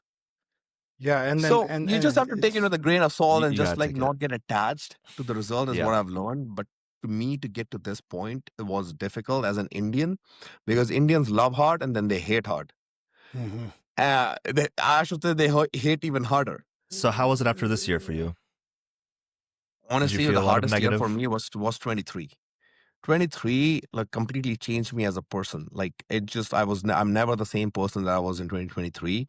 So now like this year was nothing to me. It actually made How no come? difference. So 2023, like I did a show against Ali and I won the show, which was Oh the yeah, India Pro show, and that was a big thing. That was a big thing between like his followers and my followers. A lot of people didn't think that I'm gonna win. A lot of people thought that he's gonna win. So it became a huge thing. And it became to a point where like it just took away from the work that I had put in. And if I had known that it's gonna go that way, I would have not even done that show because that was just my 3rd show of the season. I was doing the India show because I was the first India Pro show in Delhi, and Delhi is kind of like my city, my hometown. I had done the Mumbai show, and now I was doing the Delhi show, not because like I was going to go against him. It was more so that, hey, this is my show. This is like my city. First show in my city. Why am I not going to do it? Especially the Yeah. night because I didn't win the Toronto because Toronto was like, I came 3rd. Mehdi won that show. I came 3rd in that. So I was like, this is just one more weekend and I would have kept going. But again, like it just became a thing because Ali just went online, and started calling like all the judges out, calling me out, saying Yeah. that, it was unfair to him. I remember And that like one. the things that he did was like to me was very unprofessional from a professional athlete, having competed with Andre Ferguson, having competed with Brandon, having competed with Jeremy. I just never witnessed them doing this. So Mm-hmm. I never did this myself because I looked up to Andre, I looked up to like, the Sadiq, I looked up to like Jeremy, like these guys were like the pioneers when I was starting out. So Mm. whatever they did is what I used to emulate. So then they never cried after a show that they didn't win because of this and that. So then I never did that. But then when I saw him doing that to me, I was like, just a straight up, like I lost all the respect because I'm like, I've never seen any good athlete do this Yeah. because what's the point? Like I came third at Toronto Pro. I thought I should have come first or second. Did I go and cry? That was my best package. Toronto Pro 2023 was one of my best packages of my career. Yeah. And Yeah. I was You, placed third. Yeah, yeah. You yeah. just I can't mean, get attached to the results because you could literally No, look as no. your So best I ever was and and no, place your worst. and that show he had come third. He didn't come second. It's not like Yeah. me and him were close. It's like you're not even close. You're not even in the picture. So it's like to me, so that was a big thing. But then that brought a lot of light on me because being the front runner in India, they love hard, they hate hard. And then anybody, you already said that in the beginning of this podcast, said that they just love to one up. So everybody is just like, because I was at the top, they want to just bring that person down, doing whatever they can. So that was a shock to me, first time, right? That somebody's taking away from my hard work. Like people, not him, but the people were taking away. So then that year was very difficult because the whole prep from there on to the Olympia, it just got into my head. I started doubting. I started like battling this stuff, like, okay, like, am I good enough? Like, am I like not good enough? Like, all these things came in my head. Because 2022 Olympia, like, I also didn't peak at 2022 Olympia, and I thought I should have been in that top 10, top 12. So then everything behind your, like, okay, I need to do at the Olympia. I have to do well at the Olympia. And then I was like, maybe I should not do the Olympia. Maybe I need to grow. Like, it's just so many things going on that by the time I went to the Olympia, I was completely like numb. Like I was taking like antidepressants. I was taking like anti-anxiety. Like my anxiety was so high that I had to like anti-anxiety medication to calm myself down. So by the time mhm. I got to the Olympia, I was emotionless. Like I just didn't have any emotions. So after the 2023 Olympia, I was just like, okay, I have to like I have to change. I have to rewire my brain. I have to redo things. Not get attached, as you said, Sai, to the result. Not get attached to social media because up until 2023, my life revolved around social media. Because again, I was, as you said, like I had a fast pro card. I built my career, and then social media became everything to me for 3 years: 2020, 2021, and 2022. 3 years. And then 2023, I had to now retrain my mind to go back that, hey, I may make money from social media, but I can't get attached to it. Yeah, yeah, Yeah. yeah. That my confidence, Practice. detachment, practice detachment. Yeah. So I Yeah. started reading, I started practicing detachment and got into spirituality and things like, hey, I can be part of social media, but I can be detached from From the what I'm hearing. validation that you're trying to seek from Yes, it. Yeah. validation that I'm trying to seek from social media because I got used to it. A Yeah. person that was not into social media, an engineer like you guys, like education, right? We are attached to like just education. I got attached to the validation. So Uh-huh. I had to unlearn these habits. So I spent my entire 2023, the leftover time, and my entire 2024 into unlearning. And that's when the gym thing happened because I'm like, okay, if I detach myself from social media and I quit, what do I have to fall back on? Because everything and anything has some sort of a relation to social media, every business except for the Yeah. stock trading, which I wasn't doing for 2 years anymore. So it came with the gym. And then the gym became okay, if I stop my social media today, I still have my gym and my team and my employees and my members. So Yeah. then the whole 2024 was off season, building the physique with what people didn't see. And I've never talked about this stuff is like people never saw that I was also building the mind, like the emotions. So when this year came, that's why, as I said, it like honestly 0.001%. It was like what it made a difference to me this year. Like hearing the stuff, hey, you didn't qualify for the, I didn't even care. I didn't even bother. I didn't even let it penetrate my mind because one, I was busy with my gym. And two, I had already faced so much in 2023 that this didn't do anything to me. Isn't Yeah. And isn't really, I isn't that think beautiful how that works? Like how God, Yeah. I mean, to me, I think that's how God Yeah. works. because these adversities that get sent to you. So I believe every adversity that has been sent to me. I was in the Yeah. military before this. I got hurt in the Yeah. military. So I have adversity stories, but I constantly view adversities, or the tougher the situation is, a human mindset like us who likes to get over things, stay with discipline, consistency. When you have that foundation, you find a way out of it. And whether however long it is, if it's a year, 2 years, 3 years longer, but it's such a needed. Obviously, Yeah. life led you otherwise where validation was at one point. And you got to understand validation is just not self-sustaining. It does not Yes. sustain, and it's not a Yes. good way to sustain life. So Yeah. God or whoever it is by fate taught you a Yeah. lesson to how you can be self-sustaining instead of validation sustaining. And Yeah. that's just, it And just has a way of and working out happiness has to itself. come from self-validation. Yeah, it can't Yeah, come from and seeking it from honestly, everywhere like else. this thing, like this practice of like detachment or like non-attachment, it's not just about like the social media, like the detachment in like in relationships, like in in your profession, in your career, in your life, into day-to-day life. It's just so beneficial because It you is can be you can be like obsessed with something, but you can still be detached from it. from It's the kind of like result. what I understood and what I'm trying to practice Right. in bodybuilding. We get so obsessed, especially nowadays with the social media. Like everybody wants more followers, everybody wants more income, and everybody wants more businesses, and everything is all good. But you may get all of that, and then one day when it's like, because it's kind of like a sinusoidal wave, right? It goes up and down, just like life. Like social media also is like a sinusoidal wave. You'll have a hype one day, it's going to go away the next day. That's what most people don't understand. Mhm. Only those that have gone through this kind of understand. At some point in your career on social media as well, you're going to go through a low. You're not going to always have like a high. No matter how great you are, even if you're Phil Heath, it doesn't Yeah. matter. You're gonna go through after, like, it's gonna go down. When you go down, are you prepared for it? Are Yeah. you actually prepared to face when you don't have anybody asking you or looking at you and be like, oh my God, you're it's so great, or like, all this. So the sooner you learn that, like the high and the low, and then the high again, like the sooner you go through that, the better I feel is your quality of life, because the more prolonged it is, the harder it is, and the longer it will take for you to get to that point of like overcoming that and then becoming that detached self. Right. And I think that's so important to get that lesson, especially for all three of us who are taking a business venture that requires a lot of risk. You Yes. have to know that it could fail, right? Like you Yes. can't be so Yes. attached to the result that it's Yes. like, so it's like you, in order to even take that risk, you have to be Yes. detached enough to know, like, I want to go all in on this and be obsessed with this to make Yes. it succeed. But like, Yes. it could fail. You don't know what the result will be Yes. ultimately. And then be ready to like, oh, okay, no problem. You know what? Let me We'll just sit pivot. through it. Let me Yeah. process it, get through it. But it's not going to affect my mindset to the point it's going to break me down, because I'm Right. always going to find another way.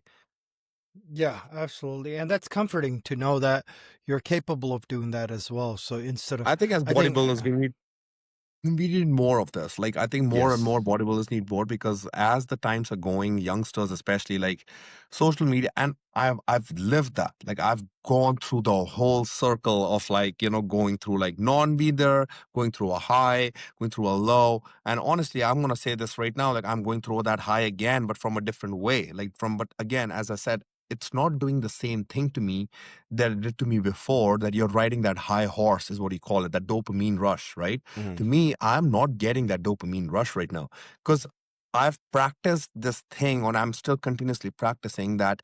Yes, it feels great to have a gym. It feels great to accomplish all these goals that I had for this year.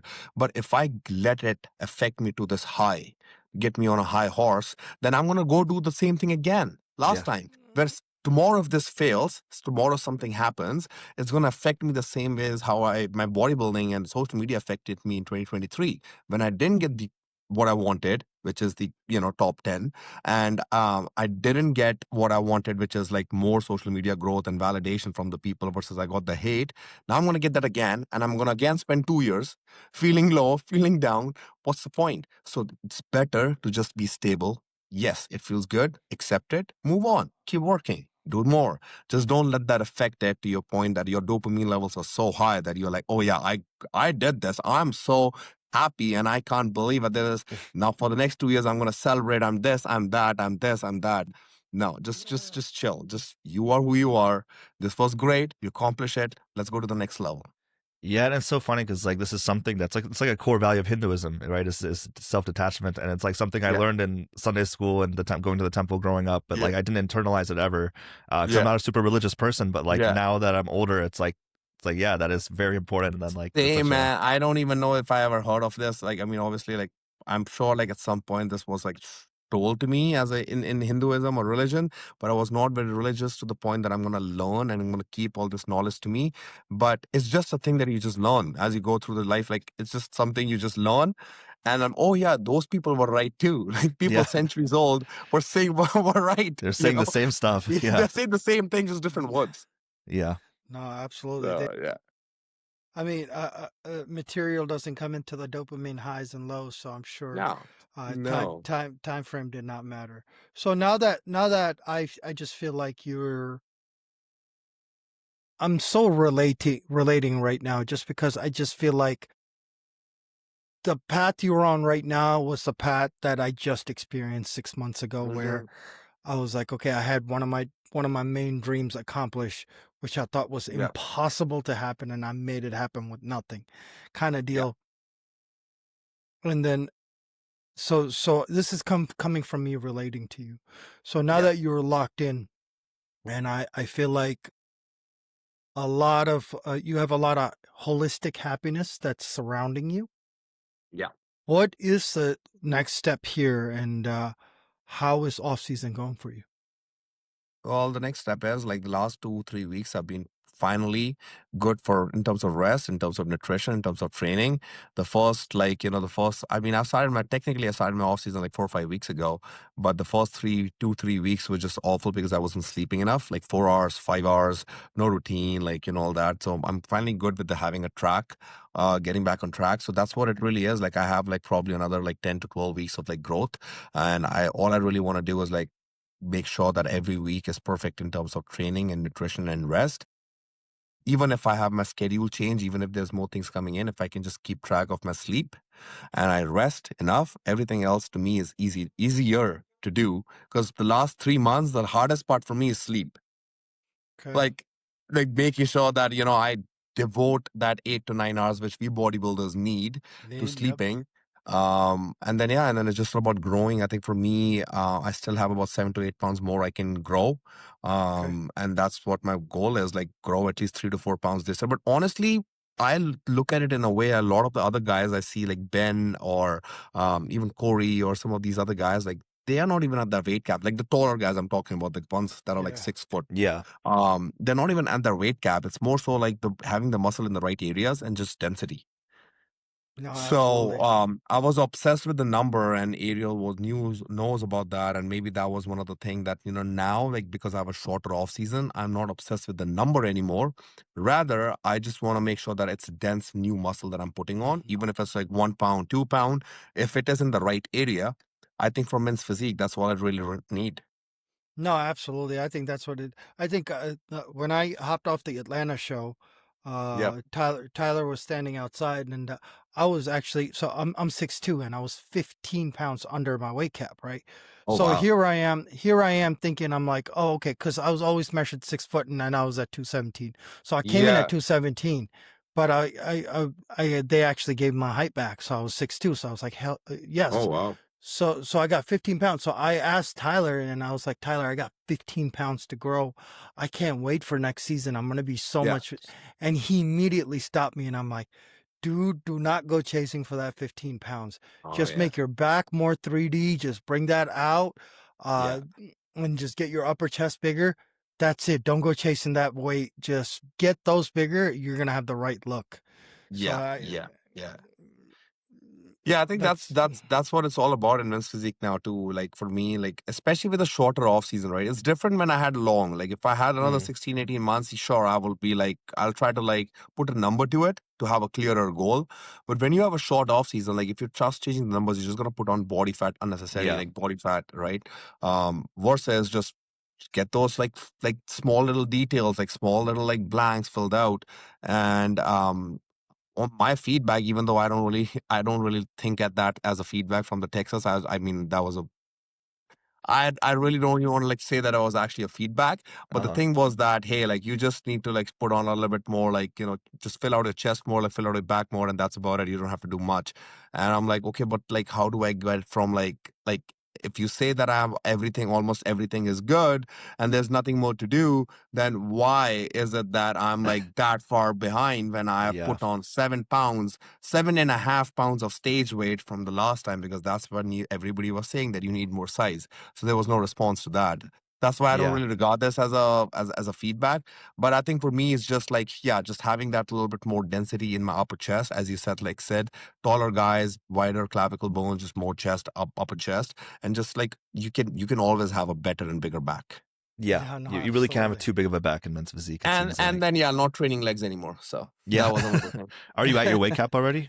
Or Well, my legs are like, if I mean, I you just have big did a legs? Dude, posing. I think there was a photo I did with the classic Olympian, and I mean, I already knew that because I trained at Pure and I trained with some of the bodybuilders and some of the Mhm. classic guys. I was like always beating them in like squats and leg press, like with my strength, like how it is. So I didn't try to grow my legs. I was just doing a workout, like progressively, like adding weight to it and just having like good. But yeah, I think my leg days are out. I only do like 1 or 2 exercises a yeah, week yeah, now. there goes like you can put on about 5 pounds of quality tissue on your upper body I had this if talk you with so can. many people. Like, man, I'm actually one day, like, I really want to do the classic because I know my legs, they only need 4 months of a proper twice a week split of hamstrings and Mm. quads separated, and I'm ready for classic. It's just my upper body that needs a few years. It's like it That's needs a few years to catch up to my legs, and it's the opposite problem of most people at the classic stage. that's Yeah. very rare as men's That's my physique opposite problem. Yeah, competitor. my Yeah. legs have my legs are way behind. Yeah, Yeah, see, that's the very thing. rare. So for me, I'm like, let's just let the legs chill out, Let's just not even like try to put them through torture and try to like get them to grow. When the time's right, when the upper body is caught up, we'll start hammering those legs again. Yeah, Yeah, well, thank you so much for thanks. coming on, Buhan. Well, Yeah, no, Buwan, it's my pleasure, guys. before you go, Yeah, man, I had a couple of questions for you. yeah, This is from your perspective that I kind of wanted to know. So the Body Pro's coming up. This is the one in Mumbai coming up, right? The yeah. So that's coming up. We got some of these guys coming in, a couple of guys returning from the Olympia, a couple of bangers. What are your thoughts? Who are some of your runners that are keeping out? Because I got to keep an eye out too. Because now that I'm in the circuit, trying to go out the, that's ideally my next planned show, Body Pro in Delhi Oh yeah. next year. So I mean, so are you talking about the Mumbai one or are you talking about the Delhi yeah, one? Like I want to talk about the Mumbai one first. Mumbai. So I mean I'm waiting for the athlete list to come out like next week. I think it's gonna come out on the next Monday. Hmm. So I'm sure like most of the Indian pros are competing in there, but I'm just not sure who else is gonna come from the US that's gonna be there. But I can see at least 4 or 5 athletes coming from the US or the Europe because again, like everybody's actively competing right now, and every Yeah. show matters for the qualification. So yeah, it's just gonna I know Amit is not doing it. I know like a couple others that are not doing the show. Like Rahul and Amit. I think like Hmm. those are like I th- probably two of the best pros in India who are not doing the show. Okay. So yeah, like two of the best pros not doing it. Amit is a 2 times champ, so he hasn't done it. Rahul came second to me. The 2 years I did the India Pro Show, he was the guy that came second twice.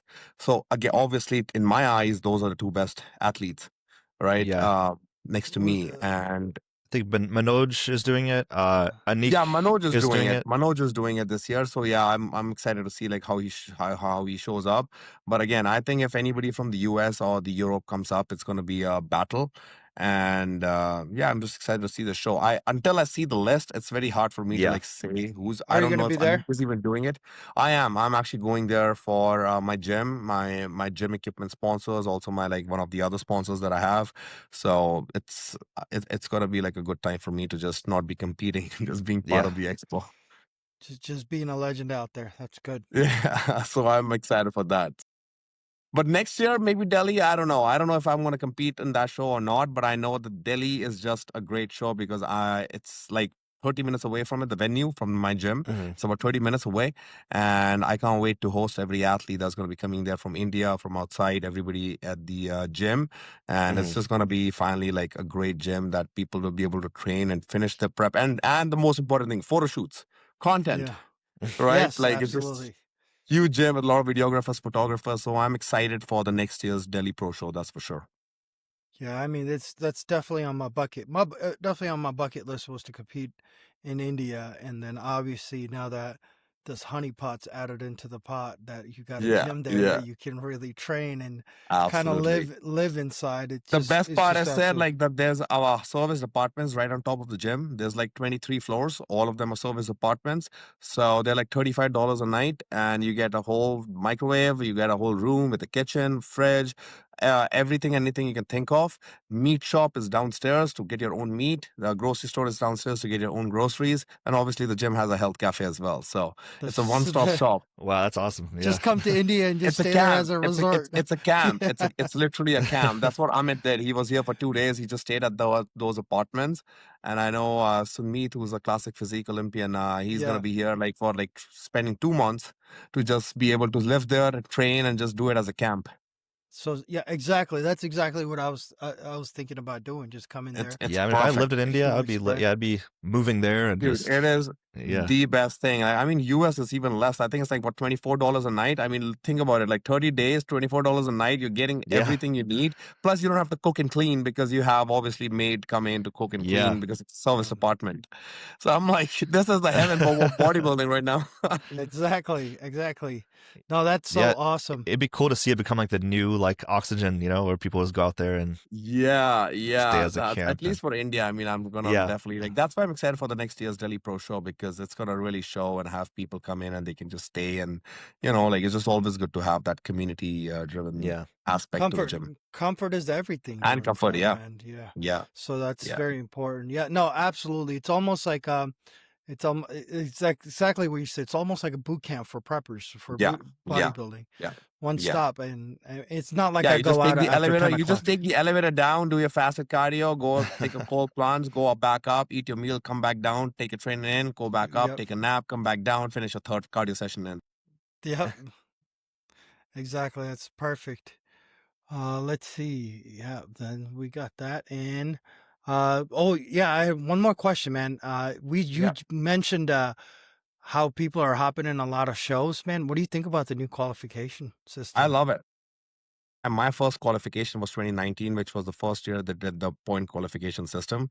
And honestly, man, I love it because I minus like this year where I had to cut it short.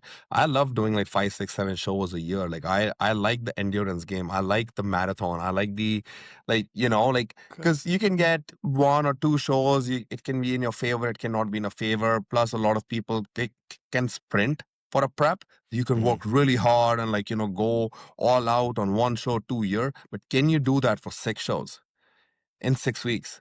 That Mhm. to me is where the real champions are made because I'm like, okay, can you be consistent? Can you be healthy while running 6 shows a year? Yeah. That's a And lot. that is Yeah. where this is the new age now. But the good thing from like again, the reason I can relate to it is because this is a new age for a lot of the guys. But for me, I've kind of like done that before. 2019, 26 shows is what I had to compete in before I went to the Olympia. Yeah, you've always run the gauntlet, so it's Yes, it'll be yes. good So I love for it. people like I you. am so Yeah. excited. I just, for me, I told Ariel this too. Like, man, I'm so bummed that the gym just I wish it was done in August because I was ready right after like August, September, when they announced this stuff. And like I was like, oh, maybe I'll just start my season in October. Do the Mumbai show, do like this show, do like that Yeah. show, get ahead of the ahead of the pack. But Yeah. then because obviously the gym was a priority, I was like, oh man, like let's just Just cool it for a chill it little down. bit and yeah. But that's what No. I'm saying. Like I'm just so excited, right? Like coming out of that prep season, I was like, maybe I can still do it. Maybe I can Yeah. just do No. 4 shows. Yeah, but at No. least I really think the Olympia will probably be a much better experience now when there's not 80 Oh, I athletes. can't wait. Honestly, like if again, like after you qualify now as an Olympian to the Olympia, it is gonna be such a great experience because I Mhm. remember back in 2019, 2020, you used to feel like a damn, like, oh, I made it. Back in 2023, when I went to the Olympia, that was like, what is this? Yeah. Like, I can't even get a pump. Like, I have to wait 10 people to finish their flies before I can even use the machine backstage. Yeah, and then Oh if you get a wow. pump, you're going to be backstage for an hour between the first guy and the last guy who Yes, goes that was my biggest issue too, because as an ectomorph, it is so hard to time the right pump, and then you have to wait for an hour. What are you gonna be doing? So yeah. from the time you do your routine, like I was one of the first one to do my routine, fifth or sixth number, right? Do your routine, then you wait. You wait for 40 minutes. Then you do the call out. Then you wait for After, another 30 yeah, minutes. It's like, that's what am right. I going to do for 70 minutes of my workout when I get flat naturally? I can maintain it for 40 minutes, 50 minutes. Now, again, this is great because now you know it's 25 guys. It's so Mm, easy in your head. I'm like, okay, 1 minute, 25 minutes. Five yeah. more minutes. At 30-minute mark, you're going to be back on stage. What was it, 59 this year at men's No, it was physique? like 60 something. Six. Back 2023, there was 63 or 64. Yeah, it's been Oof. over 60. It's like It's like 64 nationals. minutes at least you're going to be waiting. 64 Yeah. Yeah. It's like before you go as nationals, man. call-outs. That's crazy. It's crazy, and I am excited for the fact that people will the experience of the Olympia will be an experience of the Olympia now.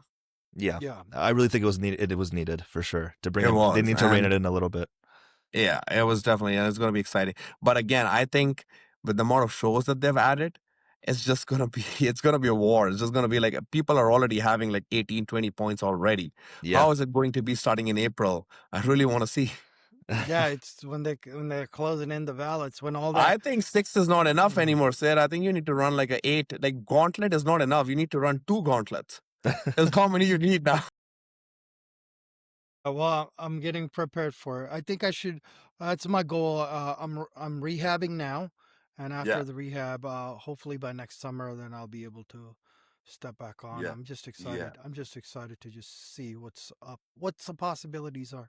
yeah, So yeah, yeah, I'm yeah. excited for you, man. I'm excited to see you. I'm just so glad to just have a conversation with the mindset like yours, just constant adversity that you're just getting over. You're problem solving all the time, and you're problem solving it to your advantage where it's permanent. And that's just very admirable, and just just solidify my vision of who you are as a person, who's always kind of like the first one to do this, and this, and just keep solidifying. So I really appreciate you for doing all of that, for personally from my standpoint. Thank you, man. I appreciate that. I appreciate that. It means a lot, Seth. Yeah, yeah, really thank you so much for coming on here. It was very cool hearing your story, and yeah, I think both of us, especially me, I was starting out, I was kind of following you too a lot, as one of the leading men's physique guys. Yeah, I So appreciate you guys. And so I know that I saw your. I think I didn't go to this backstage, the day before, because I know I saw your poster there. I've kind of followed a little bit on your because I've seen you sponsor some other shows as well with the yeah, Pro Suite. So I just never had the chance to talk to you backstage or like be at one of those shows like outside of that. The battle in the Texas show. But of course, like, I'm sure we're gonna cross paths again. I'm gonna be at one of these shows next year. So yeah, you're and doing a even if great you job. want to, yeah, if you want to set up a call, dude, I think having an Indian athlete on there would be Yeah, phenomenal. yeah, yeah. So No, I think we should definitely link up more. And like, yeah, I mean, I've seen your posts. I've just haven't really like got the chance to kind of like dig deeper into it. yeah. But it's just definitely something that are you based in Florida? Where are you? So I was in Nashville, Tennessee, and now actually 2 weeks ago, Ah, my wife and I moved to Dallas. So after that Texas oh, Pro, sweet. we loved it so much visiting here. Actually, We were like, Dallas, I'll be there in that. That's kind of like, it's funny you mentioning that because I have family in Houston, so I go to Houston quite a oh, bit. okay. That's why I mentioned the name Roman Empire Gym because I know Roman who owns that. Mhm. But I was actually thinking of spending some more time in Dallas next year once like I come back from India into the west side. Yeah. So I actually might be spending a couple of months in Dallas. Oh, that's So awesome, man. Let's yeah, definitely yeah, link that's up. good to know you're in Dallas. Yeah, yeah, And that's definitely link yeah, up.